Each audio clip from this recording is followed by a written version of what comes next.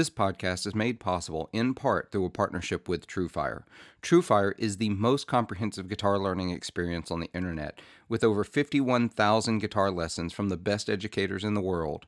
It makes TrueFire the #1 most trusted music education resource for guitar players. We as guitar players sometimes get fixated on the gear that we play and we neglect the skill level that we play, and many of us have a hard time finding instructors locally. TrueFire bridges that gap. You can find my affiliate link below to get 40% off with my code 40watt of your first purchase through TrueFire. Learn, practice, play TrueFire.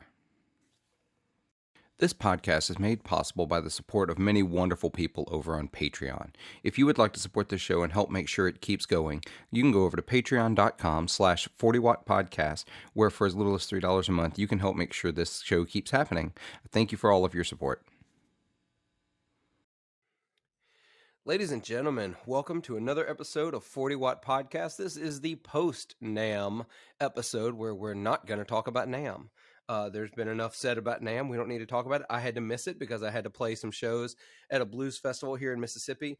I've played that blues festival every year since it has existed, and I'm not willing to miss that, even for NAMM. So hope everybody had a great time who got to go to NAMM. Hope you've seen some things that you really are excited about. I'm really, really excited about that T-Rex Benson Echo Rec. We might talk about that here in a little bit. But in the meantime, NAMM happened. We'll see what happens in January. I've heard some good things about it. A couple of housekeeping things. Thank you to all my Patreon supporters. You help make this show happen. Greatly appreciate it. Y'all that are listening, y'all, if you're not a Patreon supporter, you've already heard the hype at the beginning of the episode, so I'm not going to go into big detail. But if you want to help, you can go over to patreon.com/40watt podcast, and you can support the show and make it happen and get bonus content. That's about it, listeners and viewers. I do have a little bit of a sinus thing going on. That's what happens when you play 6 shows over 3 days, and you don't, you day drink from the time you get up in the morning to the time you go to bed at night. Your immune system doesn't fight off the Delta crud, as we call it, as well as I'd like. So I'm coughing a little bit. I apologize if I sound a little rough. I promise I feel better than I sound, and I don't feel great. But yeah. So this week's episode, I'm super excited to have Adrian Thorpe from ThorpyFX. Adrian, how are you, sir? Yeah, I'm not too bad, thank you. Yeah, it's actually weird for me to call you Adrian because everyone that I talk to when they refer to you, they call you Thorpy. Like they don't even bother with Adrian. So yeah, that's perfectly normal. I think the only people who call me Adrian are my mum, and my wife calls me Adi. So well, then we'll stick with Thorpy then because I don't need that connection in your brain. So that's just too awkward. So listeners, for those of you who don't know, ThorpyFX, UK-based pedal manufacturer, makes some of the most hardcore effects pedals I've seen. We're going to talk about that here in a little bit because I've got some questions from some of Patreon supporters and some folks over in the Discord server. But first, before we get going too far, Thorpy, because your story is really fun, and you've probably told it a million times at this point, but how'd you get into music? How'd you get into guitars? And then how'd that get you into making effects pedals? Okay. Right. So, I got into music, or tried to get into music when I was a child. But my mum and dad bought me a left-handed guitar, and they didn't know it. And I was trying to learn how to play the guitar, and I ended up not being able to get anywhere close to mastering it, and put it down. So, when I became an adult, I just decided that, you know what, I'm enjoying guitar-based music. I was really into sort of what you would call EDM. It was sort of post-house scene in the UK, drum and bass, techno, all that sort of music. And but I'm into music that best way to describe it, it stirs emotion. So for me, guitar music, I like heavier music. I like things that have got a great rhythm. It's that sort of music. So having listened to a lot of that, I found myself wanting to play it, so I started learning. However, I then got sent on a tangent, probably to detract from my lack of guitar skills at the time, obsessing about the gear. And I was serving in the military at the time. I'd finished Sandhurst, which is an equivalent to your West Point. In fact, we actually do an exchange with West Point while we're going through training. West Point guys came over and did our final exercise with us, which was fun. Oh, wow. And then yeah, so I'd finished all of that, and I found myself in the office's mess, going, oh, I've got a bit of free time, so either drink, go down the gym, or what. And so I went with all what, and started to think, oh, I would get myself a Dallas Rangemaster. That'd be a good idea. And at the time, this is years and years and years ago, 20 years ago, it's like £1,500. So, and at the time, Wow. when with the exchange rate, it was about $3,000. It's a lot different, the exchange rate now, but still, Yeah. the price of the Dallas Rangemaster is probably still about $3,000. And yeah, I decided to build one, and it didn't work. So that went well, but not being put off, I carried on and I made it work. And the rest, as they say, is history. I started building as a hobbyist Okay. in my free time while serving. So that went on for a long time. And then I was eventually convinced by my wife to take up my new wife to take up what was my hobby and turn it into my business. And she bankrolled it. We went into business together, and ThorpyFX was born. That's pretty awesome. Actually, I tried to look real quick to see how much Dallas Rangemaster currently goes for. There are none on Reverb, no originals that I could find real quickly. Uh, so who knows what they actually go for at this point? But you're right, they're super expensive. It's not always been my pedal of choice. I wanted to go back to something you said though, because it's something that's really been on my brain the last few months. And when you talked about, you know, you went into gear when maybe you should have gone more into playing and like building the skill Yeah, and like to fill that gap. I feel like I do that too. I feel like that's a thing that we all guitar players can really relate to. I found that when gigs disappeared, and for me, gigs had started to disappear long before COVID because I had been moving. I had moved to a new city, then I moved to another new city where I didn't know players, I didn't know musicians. You know, the guys who had been in my band before were too far away for us to keep doing like the blues cover gigs and the pickup gigs like we used to do. And so I'd already slowed down playing. And then when COVID happened and it came to a screeching halt, I bought more gear to fill that gap that playing and, practicing had filled before. Did you find that happen to you at all? yeah. I still, in fact, to be fair, I still do. When I'm particularly busy at work and I haven't got any free time to myself, I buy more gear. Yeah. So it's a bit awkward. I mean, I think that's a human thing. It's not particular to guitarists, but it plays out as in we buy effects, we buy amps, we buy guitars. The amount of guitars I buy is not in relation to whether I'm bored with a guitar. It's generally in relation to being just having no time to actually play the ones I have, and so Yeah. they almost drift from memory. Yeah. And it's like it's that dopamine boost that we all want. It just Yeah, yeah, that's it. retail therapy. I think I've talked about it That's on the podcast before. It's a real thing. Yeah, It's absolutely. I mean, don't get me wrong. I mean, so, as essentially a drug dealer for this stuff, a dopamine dealer, somewhat. yes. Um, it has its place to unlock a little bit of inspiration or to kickstart some enthusiasm or some such. So I can see the benefits of it. I bought a piano just after Christmas, and I'm learning piano. Oh, that's awesome. Um, why? Not just for the dopamine, but mainly to increase my theory knowledge.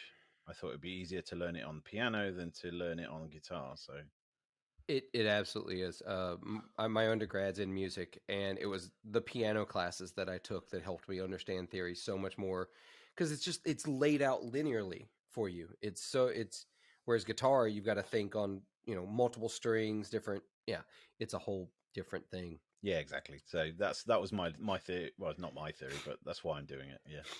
I love that you called being a pedal maker a drug dealer. I do Yeah. I do trainings on we were talking before we got started, and my listeners know at least regular listeners know I work as a public library director, and I do trainings on customer service in public libraries. And one of the things I talk about is that librarians have to stop thinking of themselves as gatekeepers of knowledge and information. No, you're a drug dealer. You want people to come, get to reading, get a hit, and want to come back. That's what you want. Absolutely, absolutely.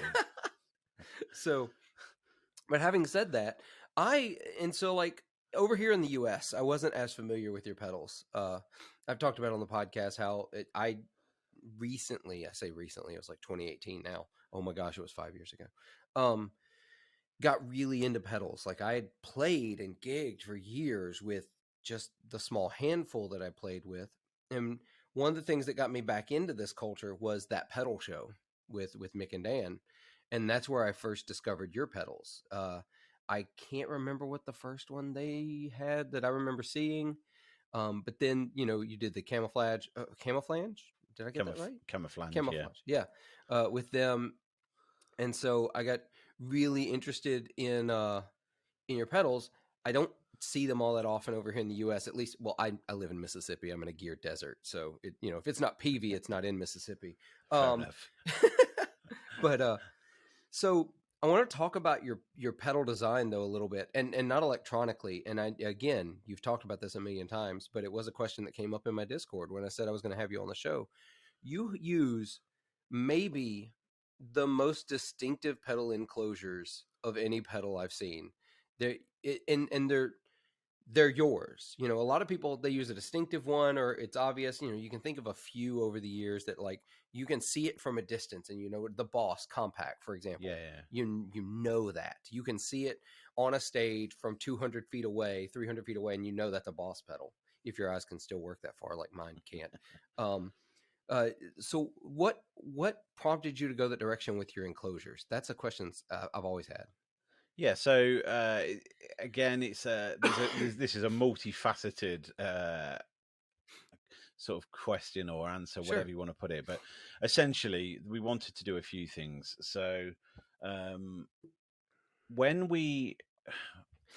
you look around the market when you're developing something, okay, and Yeah. because nothing happens in a vacuum. If you're the first person to do it, invariably the second person to do it's going to do a better job because he's looking at what mistakes you've made, and improves upon that. However, being a part of a market that's existed since the 1960s, I was able to look around the market and go, well, that's good, that's average, that's rubbish, right? Okay, so we knew we wanted to stand out. It's quite hard as a Brit because we're good at we do amps. Our amps are very exciting. You guys have nailed guitars, and you guys have got the biggest pedal brands. Okay, in the USA, the rest of the world sort of is playing second fiddle. So we knew we wanted to stand out. I'm a big fan of the Boss brand, big fan of the Boss look, and so we took elements of design cues and go, well, that we'd like to incorporate those. Now, at the time, I'm a qualified. I still am qualified, but it's nearly 5 years since I left the military.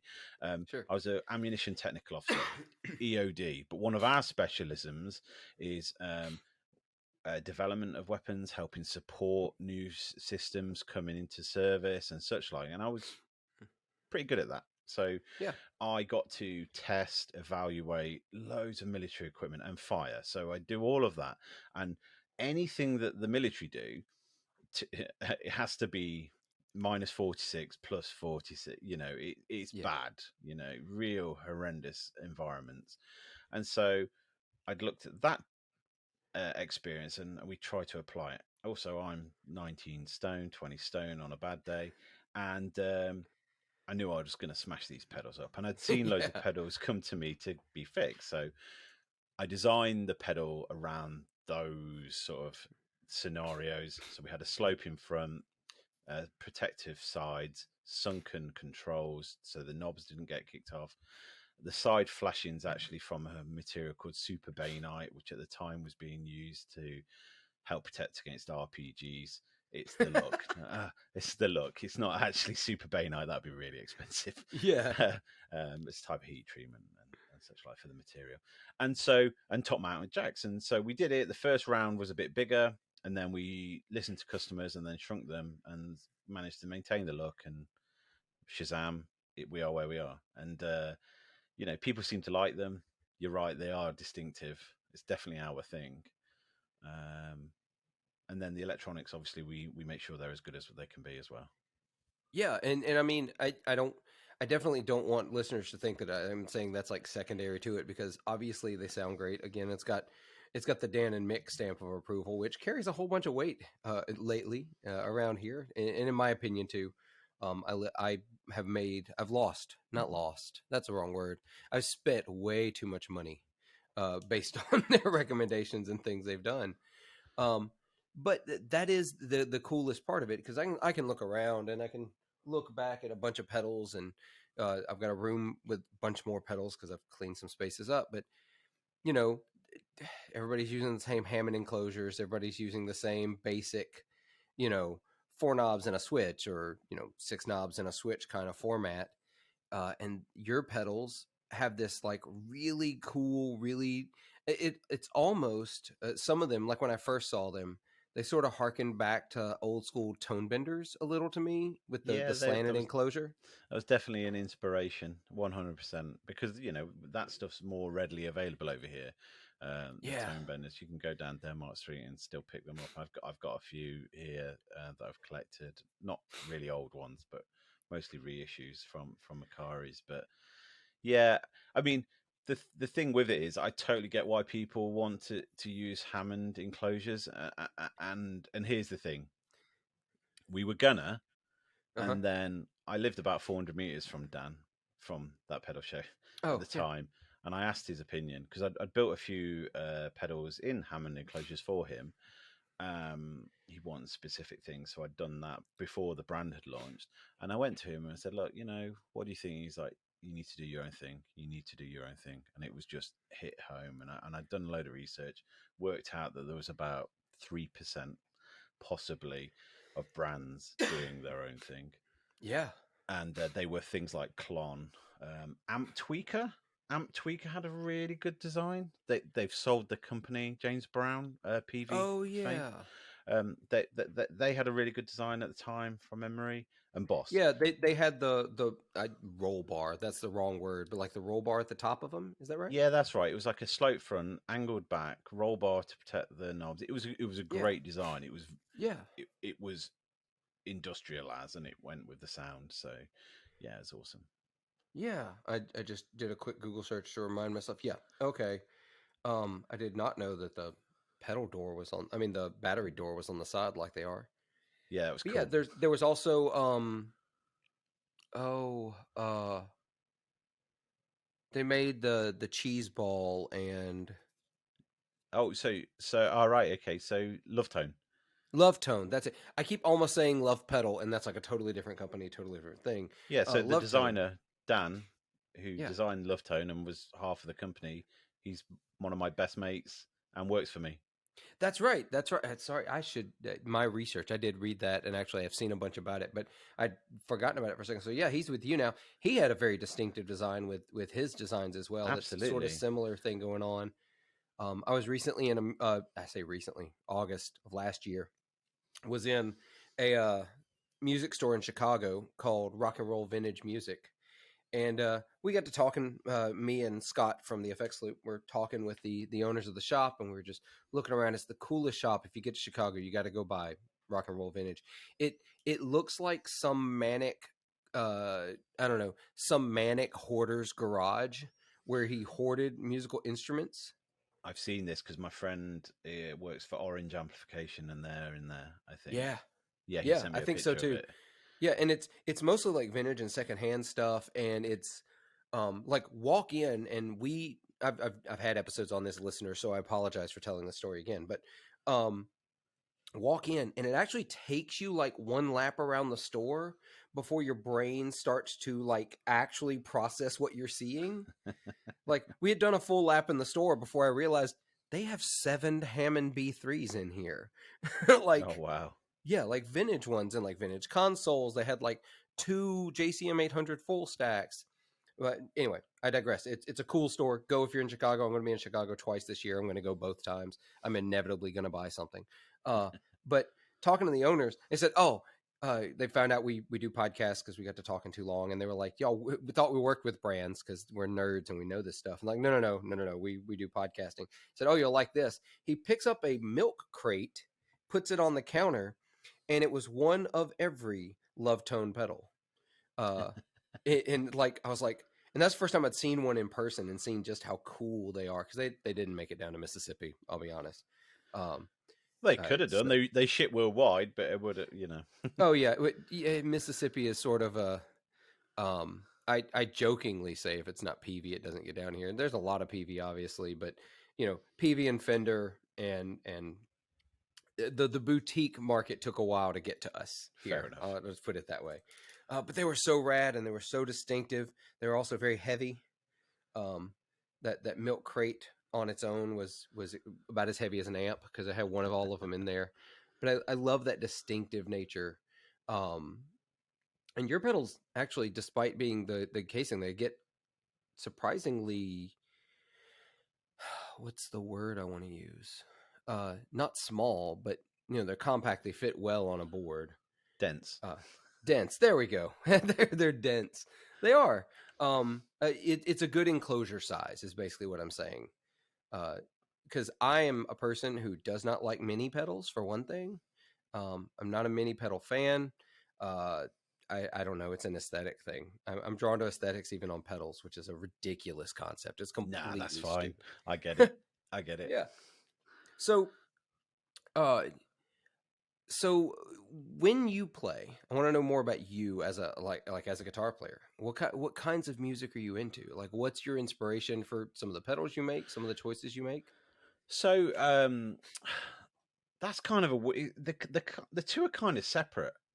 Really? And it's hard to explain, but I like all sort of guitar based music that's rock and blues based, but I listen to metal a lot. Okay. If it's on the heavier side of things, then I will listen to it, because I'm into this whole, it needs to stir me emotionally. And if I find it's a fairly generic song and with a fairly generic chord structure and no sort of pace, I turn off and snooze. So I need something that keeps me going, because I'm fairly impulsive in nature, and I just need constant sort of stimulation in that regard. So my music isn't necessarily characteristic of what I build to, but the first pedal I did, we wanted to capture the British Marshall sound, but not Sure. more the live sound than the recorded sound, if that makes sense. So we were going for sort of saturated JCM 800 style of distortion, and that was the first pedal, was the gunshot pedal. And from that point on, I look around a genre and go, well, I want it to do this. I want a clarity, string separation. I want the bass to be controllable and heavy. I want the treble to be sparkly and, again, controllable. So for me, it's almost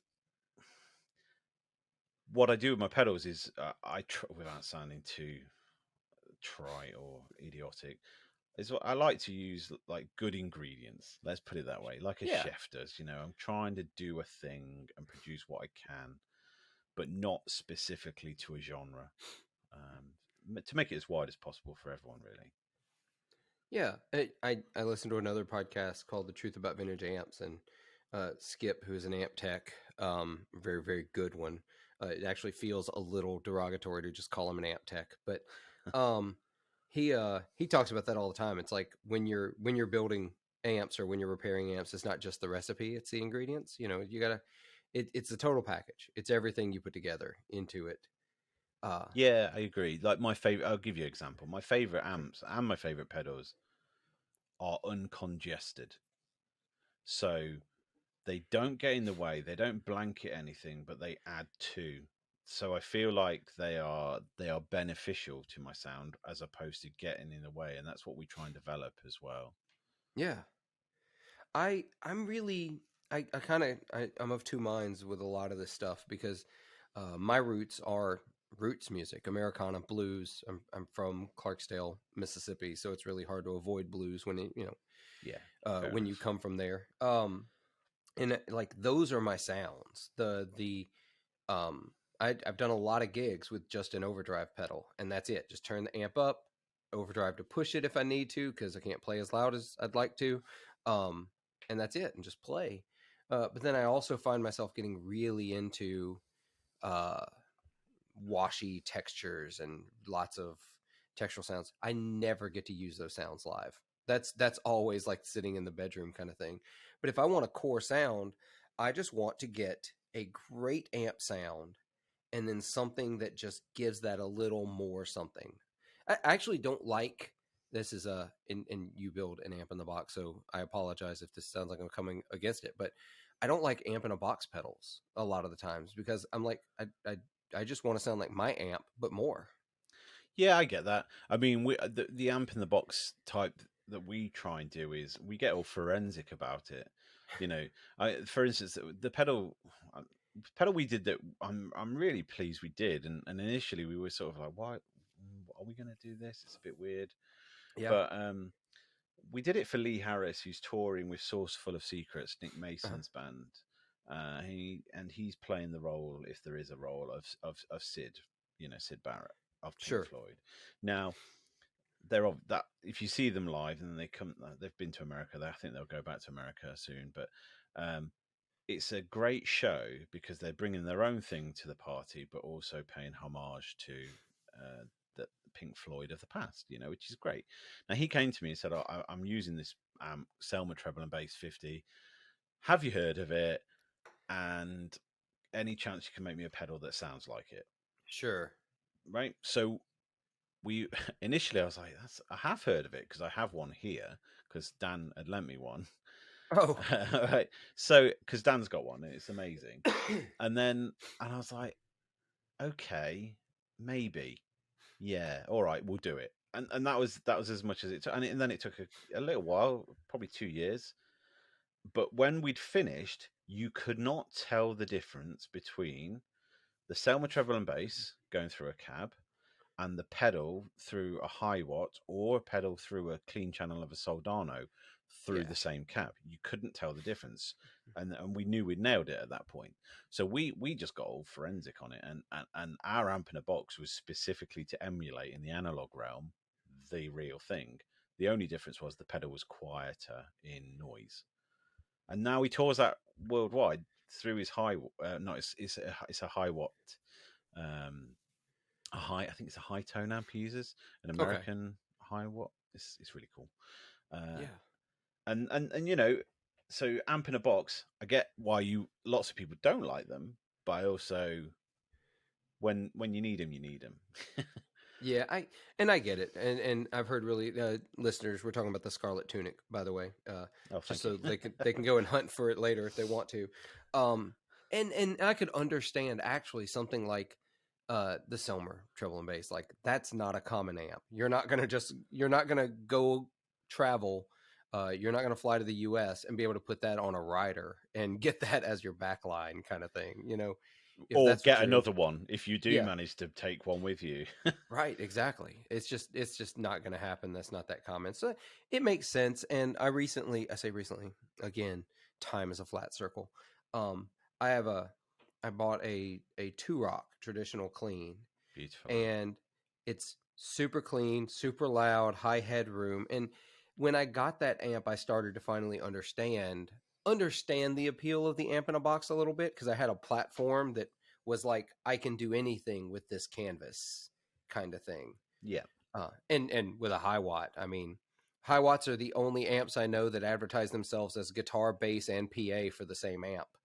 Uh, they literally said you could do any of those things. Uh, Clean, loud.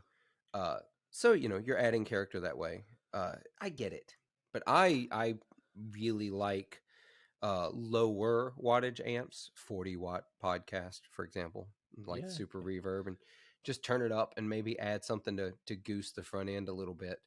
Uh, and I really like those kinds of things. And those are the sounds I'm drawn to. Fair enough. Well, I have an amp that you'd probably really, really like. I've got a Lazy J20, which Jesse's a friend, and Yeah. the amp's incredible. It's just that platform is just that tweedy sound, but like loads more. It's just incredible, and it's I 20 watts, but it's loud. Yeah, I've heard really, really good things about those. Obviously, Dan talks about them. He has one as well. I've been seeing them pop up a little more on some, around some circles that I'm in, and seeing people who have them or gig them. I have a I have a Tyler Amps, which is an American company. He makes one called the 2020, and it's Yeah, okay. essentially a 1x12 tweed combo, 20 watts though, instead of whatever a deluxe is, 12 or 14 watts, with two inputs instead of four. But it still has the two interactive volume controls and a tone. And there is something special about that 14 to 20 watt 112 tweed style sound. I used it this weekend for all my gigs. Yeah, I agree. It's and I think probably some of it's down to the pine baffle, the fact that it moves so much and it's so lightweight. Yeah. And it's just it's an amp that gives you it takes whatever you put into it, it just makes it sound better. Some amps give you what you put in straight back, like the Two Rock, for example. You there's nothing to hide behind in a Two Rock. So if you don't sound good, you're not going to sound good through a Two Rock. I feel like that the Tweed is actually a little more forgiving. It's going to make everything you do sound a little better because it's just so simple. Um, and I've only recently gotten into the whole interactive volume thing and really finding the tones where I want them. It boggles my mind how good something that simple can be. Yeah, fair enough. Yeah. So, uh, I feel like I need to touch on this, and you're gonna get to talk about it with me. Yeah, go on. Since NAMM just happened, Yep. what's your take on NAMM? What do you think about NAMM? Oh, I mean, look, obviously you didn't go. You didn't go this year, did you? we didn't, but so timing aside, Yeah. this time of year is and summer are terrible for California. Oh, In 100%. that location. So if you're flying over and you're stuck trying to get accommodation in a Disney resort, the costs become 2, 3, 4 times what they should be, and they're already Yep. quite high in the winter. Now, Nam, this is just my take. Okay, so Sure. you'll have to forgive me if I upset anyone who's been or is going. I love Nam. I really enjoyed the social side of it. I really enjoyed meeting people, and there are opportunities from going that do not relate to the cost that you pay to be there. But I will say this: Nam had the opportunity in the post-COVID world Mhm. to reinvent itself, make it more reasonable, and understand that some of the brands that go there aren't global megastars with unlimited budgets. They could have made things a little bit more financially sweet, and then more people would have gone back, I think. Yeah.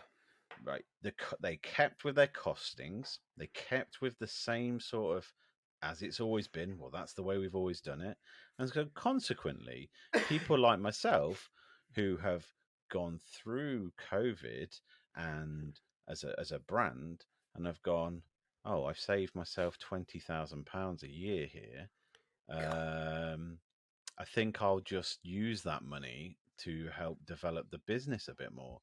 And you can obviously do now at a lower budget, but I think the last stand we had, it was something like, it was about $10,000, right, for Yeah. the size of stand. My memory's a bit hazy on this, but because we shared the booth to split the cost with my other company, Redbeard. But we then you've got flights, accommodation, food, yada yada yada. It's a bit boring. But all told, I think it was about 20,000, maybe $15,000. I don't know at that time, but that was a very small booth. Yeah. Now we've just used that money and gone, all right, we'll invest in ourselves and we'll do a bit more advertising, a bit more of this, a bit more of that. We bought a laser, loads of things that have pushed the business forward. Right. Right. So cost aside from NAM, I don't think the platform's great for small businesses trying to go big, or for big businesses who don't need NAM. Fender doesn't need NAM, Gibson No. doesn't need NAM, Boss don't need NAM, hence why they weren't there. Right. If you've got distribution, you don't need NAM. Your distributors should go to NAM maybe to meet to meet shops. But then we have this thing called the internet. That's why I'm sat in the UK and you're sat in the USA. We're able to talk. Guess what? Right. I do that with people in the USA all the time. Shops, dealers, distributors. We do it all the time. So NAMM is going the same way as CES. It's going the same way as the motoring trade is. They're just 5 years behind, and unfortunately, if they don't do anything to make it more palatable or interesting or add value, people will vote with their feet, as per Right. with everything. Yeah. Vote with their dollars and say, we're not doing this anymore. That's a business view. I actually really like NAMM though, because I like to meet people. I like to see loads of new gear, and Yeah. I love catching all the diseases that go around. Yeah, it's great.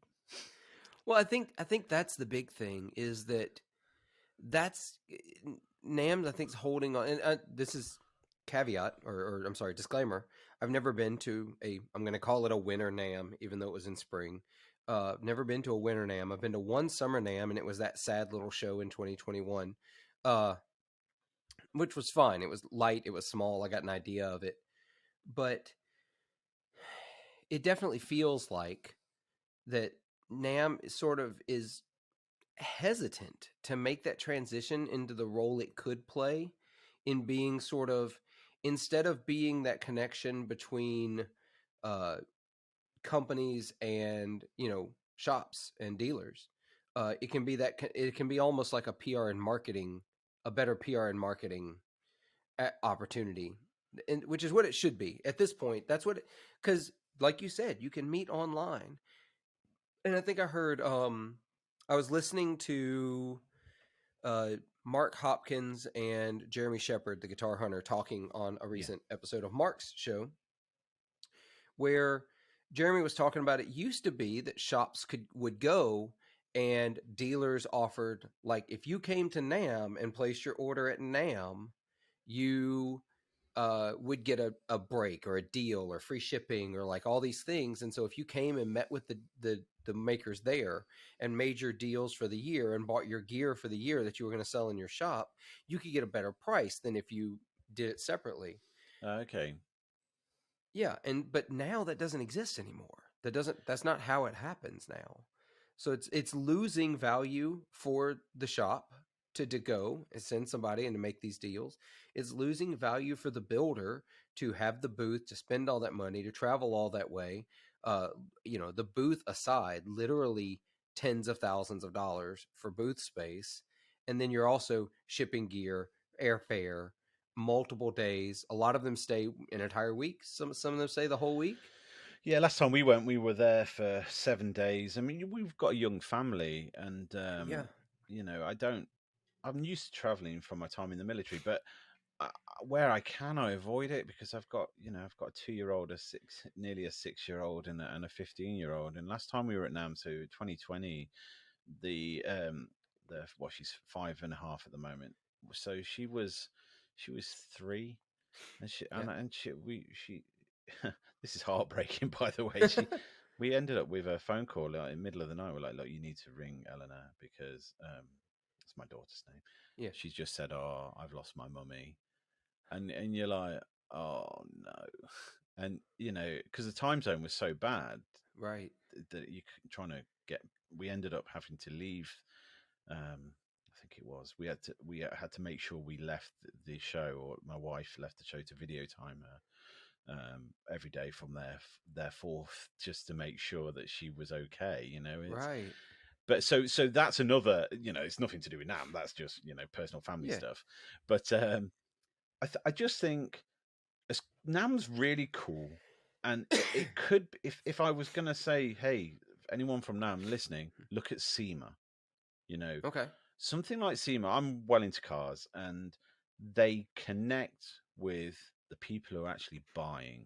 So SneakerCon is another example. Comic Con maybe is Yeah. another one. But those smaller, well, SEMA's not exactly small, but that they have trade days, like one day of trade day, and then the rest of it's to meet customers and get to do that thing, and that's really cool.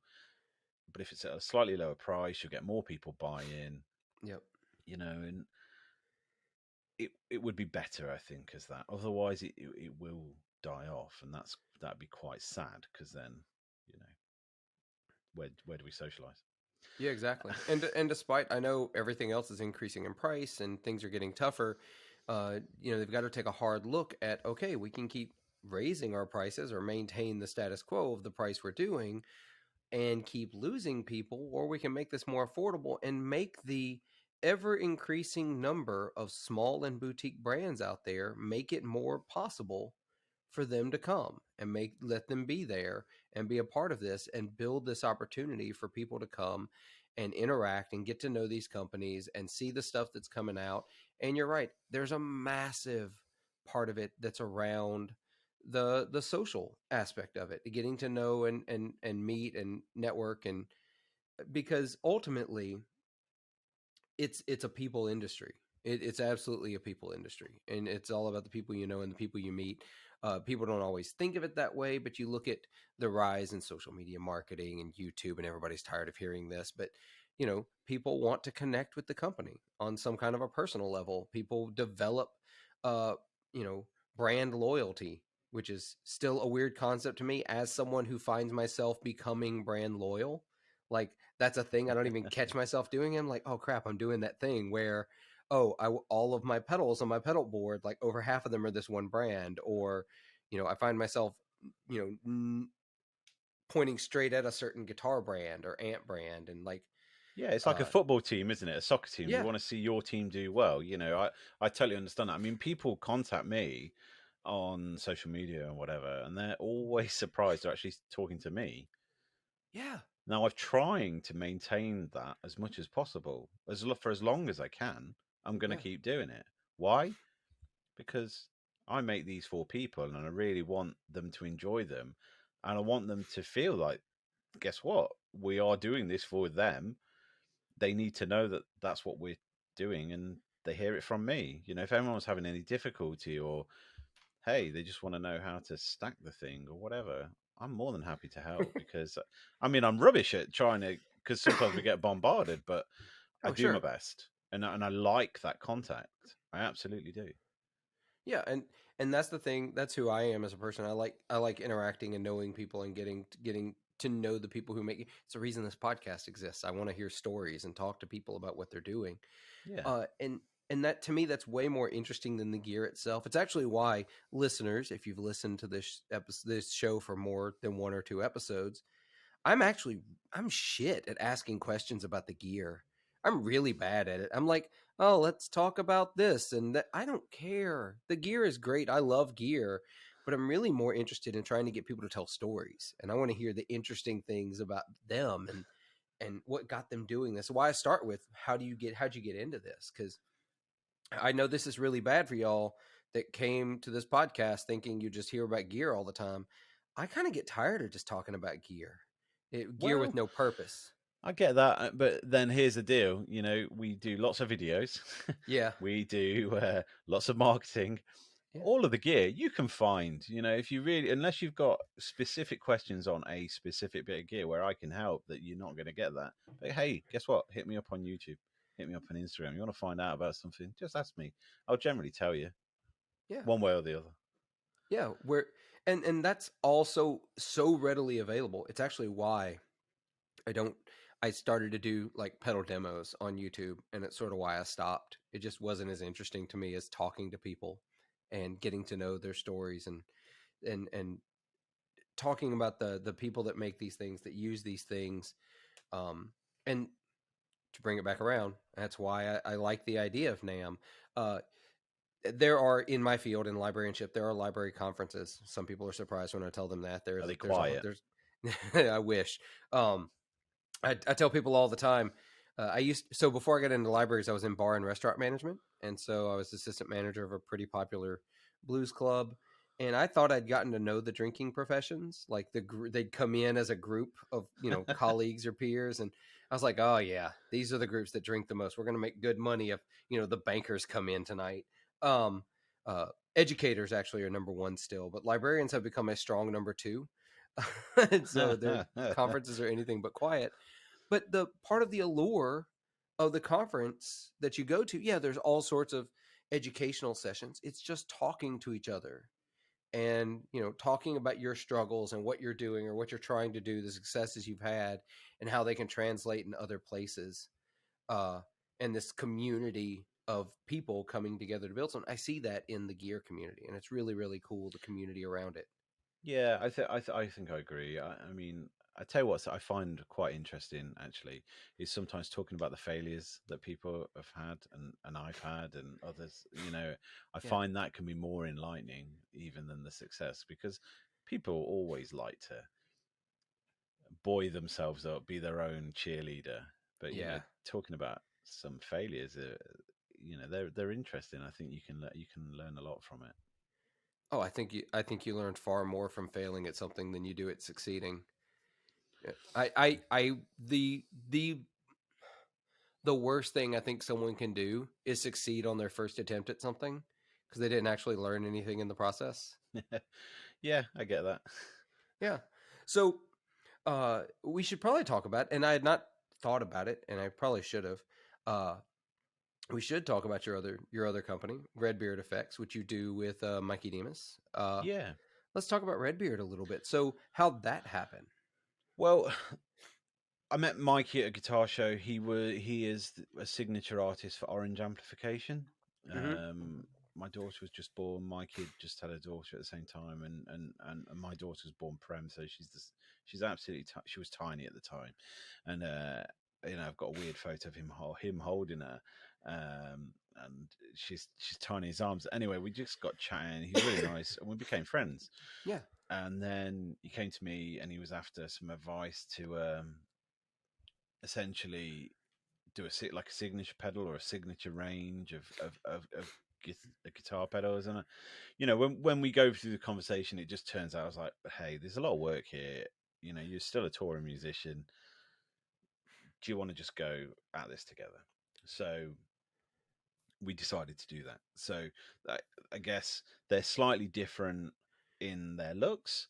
They've got a different design. They serve a different part of maybe, as I said, they serve a different part of the guitar community. I don't think they do.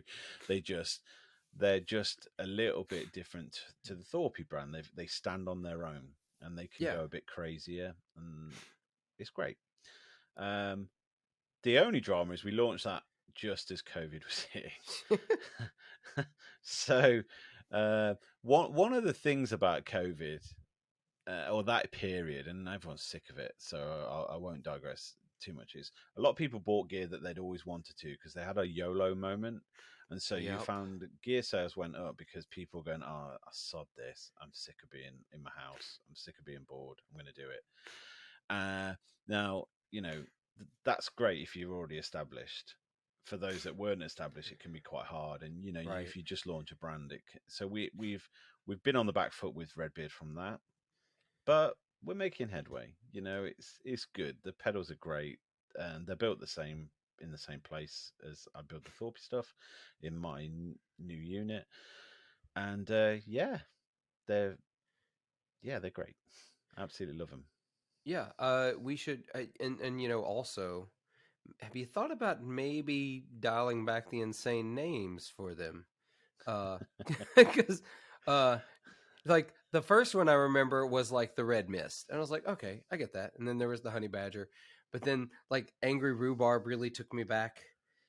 And then Hairy Squid is just gross, but that's okay. It's a cool pedal. It's a super cool. I love fuzzes of all varieties, so of course I like that part of it. But I was like, that's different. Yeah, so I think at this point we're in. We're all in. Yeah. It's Oh going to no. stay that way. It's going to have to. Yeah, you started a little weird and it just got weirder. It So feels like we've got a tombola, like put a put a ball in. Oh, what's this? This is a verb. This is a noun. Oh, let's smash them together. It's great. it's, it's pedal naming Mad Lib. Yeah, I think so. It's awesome. I love it. But no, it I feel like it is sort of a different thing than it definitely feels totally different than the Thorpy stuff. It has this totally different aesthetic. Um, I don't know. I really like them. Again, hopefully I'll get to play a few. I'm actually going to be in Nashville next month, so I'm going to try to hunt some down and play some a little bit. Oh, cool. That's basically where I have to go if I want to try things. I have to go to Nashville because Oh, it's like 4.5 hour drive for me. I've loved Nashville. I had such a wicked time there when I was serving. We went to did an exchange with Leavenworth Uh in Kansas, and we drove 12 hours to get to for a long weekend. Went to Nashville. It was awesome. Yeah, I it's one of my favorite cities, and I would love to. I lived outside of Nashville for a couple of years in Murfreesboro, Tennessee, um, but I'd love to end up back in that area. I get back as often as I can. It's why I sort of hope. Be honest, I really hope Summer NAMM comes back somehow because I love the idea of going to Nashville. Um, the one I went is not a great example, but I've heard that it's tends to be more guitar centric. Nashville is a guitar town. Um, I don't know. I love that city. I love spending time there. Fair enough. Yeah. Yeah, it's awesome. So we're getting real close to the end of the regular episode. So we've got a couple of things we need to do housekeeping. Then I have I've started asking a question of all my guests since we are gearheads. We all love gear, even we don't want to like talk. I get a little tired of talking about it sometimes. Uh, the room I'm hanging out in is just proof that I love gear. There's a lot in here. But first of all, where can people find you? Where are Uh, you all at? okay, we're in dealers worldwide. And Yep. so we have a website www.thorpyfx.com. Okay, we've got a list of our dealers on there. Uh-huh. We're distributed worldwide by a US company called Mazdistro, who are Hmm. awesome. Um, they'll have a list of all of their dealers there.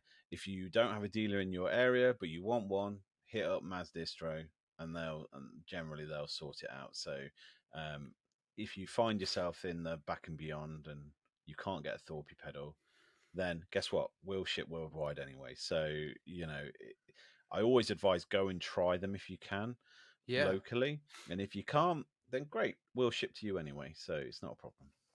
Awesome. And you are on Instagram. You mentioned that earlier. Yep. YouTube Yep. as well. Badly, but other people do better videos on YouTube for us. Sure. And also Facebook. And if you're really desperate, then I don't know, send me some mail, There you handwritten. go. Please. And no typewriter. A I pigeon. love Send it. me a pigeon. Oh yeah, smoke signals. I love the culture that's coming back around typewriters recently. I've noticed that, like there's a whole like resurgent interest in typewriters, and it makes me I kind of like that. That's weird, but yeah, It's weird, okay. but I love it. I absolutely love it. Uh, I don't own a typewriter, but like I'm starting to like. It's my middle age crisis. Is like a midlife crisis. Like I need a typewriter. Why? I don't know. But I feel like I do. It's total millennial crap, but that's who I am. So all those links are below. Watchers, if you're on YouTube, they're down below. While you're down there looking at the links, click the subscribe button, click the bell icon. If you are listening, it's down in the show notes. So while you're doing that, hit the follow, subscribe. There's different names for it on whatever service you're on. So last couple of question before we close out. We love gear. I can look behind you, see all the guitars. I love it. Is there any piece of gear that you are on the hunt for? What are you jonesing for? At the moment, do you know what? I am, but it's on the way. So I bought a Gibson Gold Top. I wanted a Oh, 1950s Gold Top, right? yeah, And then I looked at the Murphy Lab ones because they were probably more attainable than a vintage one, and that yeah, they still weren't attainable. So I bought a standard Les Paul Gold Top, and then I'm having it refinished. Basically, I sent it away to someone who's really cool at this, and he's stripping the thing, and I'm having it changing it to a dart back, carving the neck to a 1950s neck, changing the headstock to the same size as a 1950s gold top, and then using the proper paint to get that verdigris, the copper based paint that goes green, and then it's being aged properly. So essentially, I am on the hunt, but I found a good guitar yeah. that's like a year old, and now I'm having it, and the husk is being turned into what I actually want. So yeah, but I did go on a hunt for. See the blue thing behind me? Yeah. That's a Parker Fly 1990s, and I went on a hunt for one of those, and I bought one at auction, and I was well happy. It's like amazing. I've tried multiple times. I've played Parker guitars, and I just can never get into them. They feel foreign in my hands. Like there's just the feel, the look. I don't know. It's maybe I haven't found the right one. I love the fact though that you bought a brand new Les Paul basically, and are having it completely redone. It's bad, isn't it? Like most people would be properly angry about that, but no, it just Yeah. doesn't suit me. And so I thought, well, it's not like it's a collectible. They Yeah. make loads of these, so Yeah. guess what? I'll just get it sorted, and the thing will come back, and it'll be immaculate. As in, it will look like an old one and feel like an old one, Yeah. and I'll enjoy it. So hey, why not? I am always a big fan of play what makes you happy and do what makes you happy. Some people get a little put out with me on like I like that's the relic thing. I like relic guitars. I like the look of them. I like the feel of them. I also like the fact that I can buy one and never care if I ding it. Yes, Like that's the best bit. But I'll tell you now, the reason this had to go and get refinished, uh-huh. the lacquer has too much plasticizer in it. And even though they claim to be nitro, they put so much plasticizer in it that actually it ends up it peels off. It doesn't check. It does on the higher end stuff. Yeah, they put less plasticizer in, but on I say lower, it's not lower end at all. It's got more plasticizer. So I wanted all of that removed, and then I'll get it painted properly. Yeah, I had a 50s gold top for a little while there. Oh, amazing. My you know biggest what I'm issue, on about. Oh yeah, I know exactly what you're on about. In fact, I was trying to justify it. I almost bought an R7 last week. I really, really wanted it. Because I love those reissues, the custom shop reissues. I have an R8, and that's actually where I'm going to go. I had the R9. I mean the 50s gold top for a while, and it was fine. It was too heavy for one thing. It was right at 10 pounds. It was like 9 pounds, some odd ounces. I can't remember. It's extremely heavy.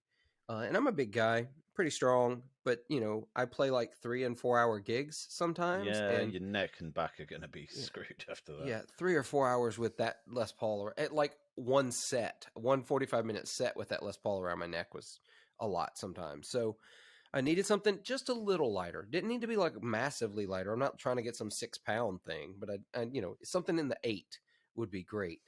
So I sold that, and I bought an R8, a 58 reissue, and it's one of the VOS ones. And the finishes they use on those VOS are so different than the one on that standard. Yeah, 100%, 100%. It's got that thinner finish. It feels. I've played several bursts, and it feels like an actual burst. When you're the neck in your hands, arm on the body, where you're actually feeling it, feels totally different. Yeah, there you go. That's what you should do now. Just buy a gold top, just a cheaper one, get a standard one secondhand, have it refinished. Yeah, done. Neck carved, done. The lot. I feel like by the time I do that, though, I could have just bought the R7 with the cost was.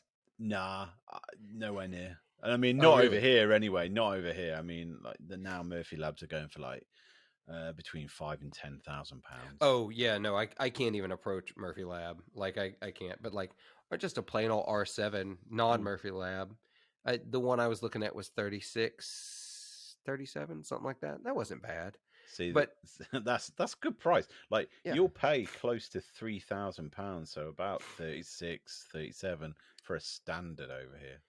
Yeah, and they just raised their prices. I think the standard is up to $29.99 now, and so it's like just USD, and it's like, yeah, I get it. Yeah, secondhand's the way to go. I've always been a fan of secondhand. So, all right. Well, last thing I need to do before we get ready to close out here and go over to the Patreon episode is actually to thank my Patreon supporters. So I'm going to name you all out by name. Let me do this, not name off all of the people that used to support. And I appreciate all of you, even those that only supported 1 month or 18 months. Don't care. Thank you so much. I actually have some very cool. I'm going to pull one out of this bag so I can actually see it. We'll see if I can get my camera to focus today. I have some really rad guitar picks from Honey Picks that have the 40 Watt Podcast logo on them that I'm preparing to send out to all of my Patreon supporters that have supported for a year or more. So I've got a bunch of these that I've got to send out in the next week or two.